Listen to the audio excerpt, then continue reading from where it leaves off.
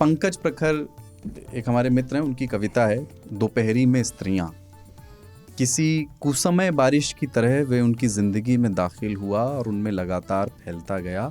जब सब कुछ खिलने का वक्त था, मसलन गुलाब, गेंदा और 10 बजिया सब एक साथ खिल रहे थे, तब तमाम औरतें स्वेटर पर गुलाब उगा रही थीं। किसी दोपहरी चिरई चकवा बनाते समय उन्होंने ये तय कर लिया कि वे दुनिया भर के रद्दी कपड़ों को सुंदर सी शक्ल देंगी। वे चद्दरों पर सिंधी की कढ़ाई उतारने लगीं।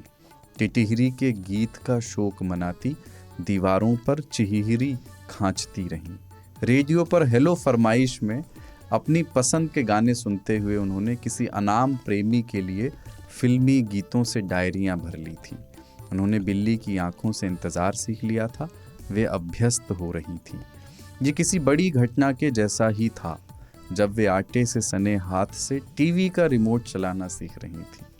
वे न्यूज़ नहीं देखती थीं, वो किसी बहस में शामिल नहीं हो सकती थीं, उनकी कोई राजनीतिक पक्षधरता नहीं थी। दोपहर को वे किसी आरी से काट देना चाहती थीं, चक्री में पीस देना चाहती थीं, चलनी से चाल देना चाहती थीं। खिड़कियों पर बैठकर वो दूर तक देखती थीं जहां उन्हें देखने वाला कोई नहीं था।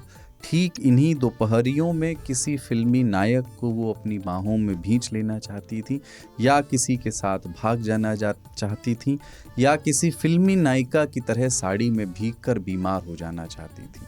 लेकिन वे अभ्यस्त हैं शताब्दियों से। वे दोपहर को किसी आरी से नहीं काट सकती, किसी चक्की में पीस नहीं सकती, किसी चलनी से चाल नहीं सकती। दोपहर उनमें लगातार फैल रहा है उदासी की तरह।